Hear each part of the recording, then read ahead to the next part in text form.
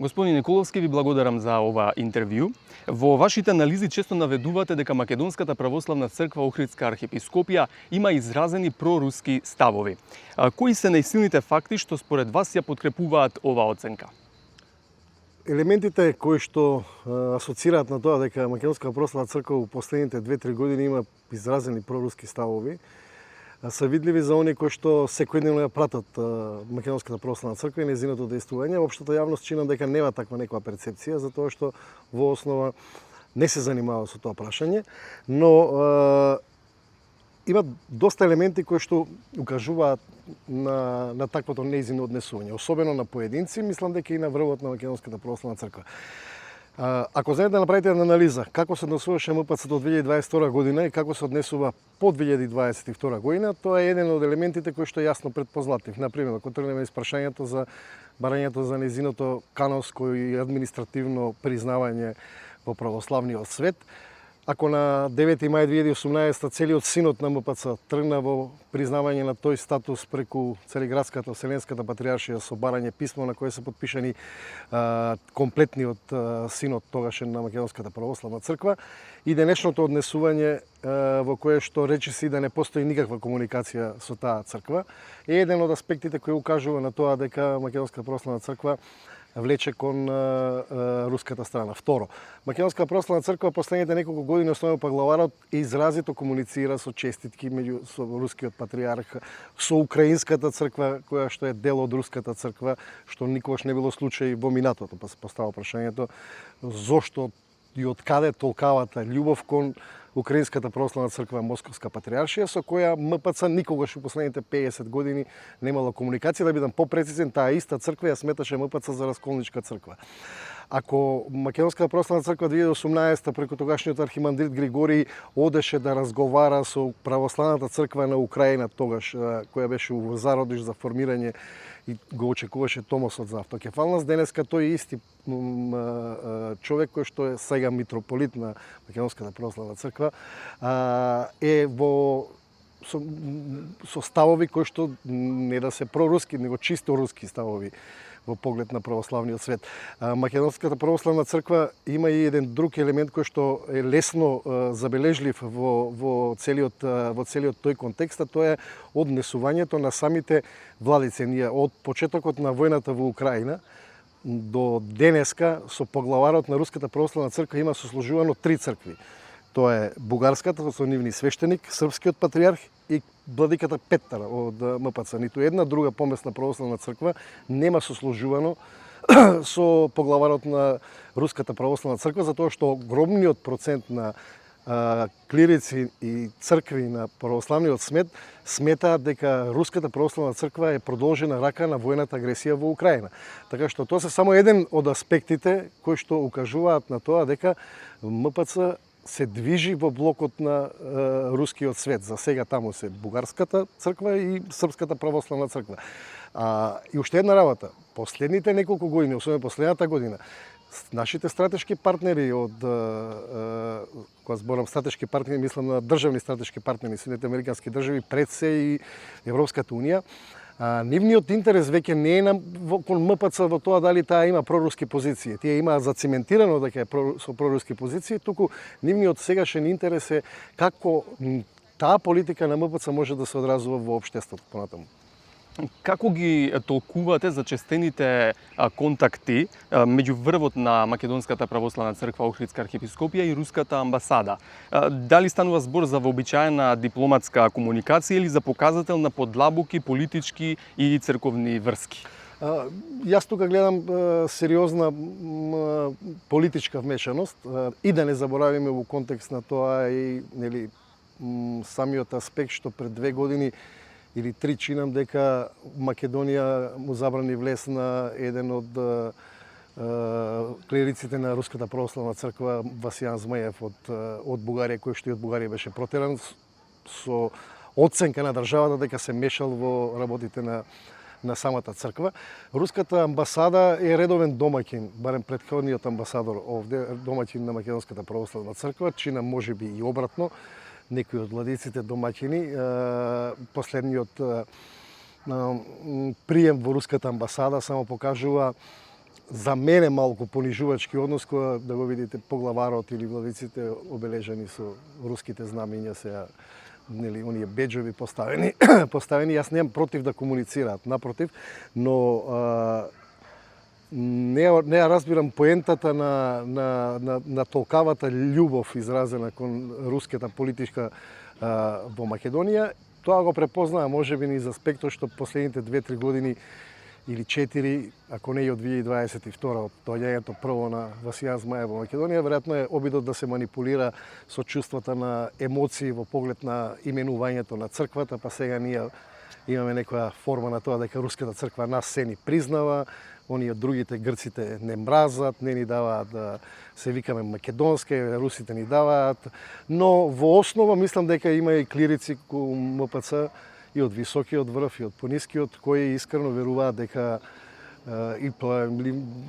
не мислам, убеден сум дека има такви кои веруваат дека Западот е лош за православието, има намера да го уништи, а чуварот на таа православен ореол на македонците може да го спаси само Русија, Путин и Кирил. Дали според вас Македонската православна црква Охридска архиепископија денес е во расчекор со официјалната надворешно политичка ориентираност на државата, членството во НАТО, евроинтеграциите, поддршката за Украина и зошто? Формално не, неформално да, затоа што Македонската православна црква прво нема никогаш изградено некаков официјален став на ниво на синов, барем последните десетина години во кои што може да се препознае дека таа има поддршка, да речеме, или кон ЕУ и НАТО и нема или пак нема поддршка кон ЕУ и НАТО, но низ говорите на поглаварот, на одредени владици, на нивните проповеди лесно може да се препознават форми на некаков сомнеш кон на некаков евроскептицизам, на некаква друга форма од она што значи национално движење или движење на државата кон тие евроатлантски интеграции. И во овој контекст мислам дека има одредени владици кои што отворено во себе имаат чувство дека нас можеби ни вака ни е подобро кога да бидеме членка на Европската унија. Некои од нив мислам дека и не се многу радосни што Македонија е членка на НАТО, но велам дека формално како официјален став кој би го протежирале и го застапувале како црква нема. Неформално такво нешто постои. И второ, мислам дека МПЦ не е толку моќна политички за да може да гради таков некаков наратив, затоа што таа секогаш е подложна на влијанието на политиката која е на власт или централната власт, затоа што таа е зависна од властите во Македонија, во спротивно кога би влегла во конфликт за било кое прашање, би им се нарушил комодитетот на самите владици, кои што бидам искрено не сакаат да си го нарушат комодитетот и да влегуваат во кавги со било која централна власт во одредено прашање. Да речеме, еве ќе го земам конкретен пример, кога се менуваш името на државата, колку и да беа поглаварот и одредени владици, пола црква, противници на тој процес, тие го одмолчаа тој процес како црква. На барикадите беа двајца митрополити, Агатангел и Петар, кои во свое име зборуваа, нели, протестираа против тоа, но црквата го одмолча тој процес заради моментот ако влезеше во директен конфликт со тогашната власт, веројатно имаше некакви други последици, но само да кажам дека они не се способни да градат таква некоја висока политика. Они се во моментов некаква структура која што може да биде лесно заводлива, лесно подводлива за некои помали прашања, движења, подклекнување на влијание на руски, проруски структури, но не може да очекувате ниту да застанат отворено против ЕУ, а нема да застанат па ниту отворено за поддршка на Украина, заради тоа што пак од друга страна треба да си го нарушат односите со Русија, така што тоа е еден чуден комплекс на однос на самата МПЦ. Во јуни беше најавен собир посветен на македонско-руското пријателство во храмот во изградба во Блатец, тоа е Виничко, кој беше стопиран од Брегалничката епархија како настан. Како го толкувате овој случај? Видите, јас за тоа и напишав во основа, тоа се појави едно соопштение од Бегалничката епархија во кое што зачудуваш кога ќе го прочитате, тоа е прв пат МПЦ нешто да кажува дека у Македонија има некакви руски структури влијат, па сега она нешто се бори против тие руски структури, а самата таа епархија која што ја раководи Иларион, која ќе погледнете вака униформирано од одежди до капи до све, у последните 2 години е руско-српски вес ставен.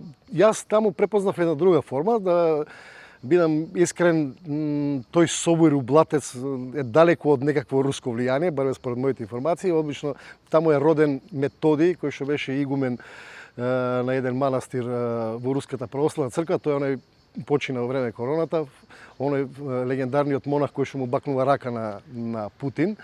Тој е од Македонија, негови братучеди роднини живеат таму и таа црква што се гради е во негов интерес, така во негов спомен направена, така што тој собир е организиран од неговите луѓе. Сега веројатно каде настанал проблемот е што владиката од Брегалничката епархија не бил поканет на тој собир, веројатно, и тука е малку настанат конфузна ситуација. Тоа се с моите информации, не викам дека се мора да се точни, но ако видите дека ништо од тоа после тоа не се случи, нити како собор се одржал, што знам, имало некои луѓе таму кои што Луѓето во селото велат дека не се одржал, но има информации дека сепак имало настан. Имало настан, тоа се десетина, може биле 15-20 луѓе кои што се дел од тоа село, кои што ја градат таа црква.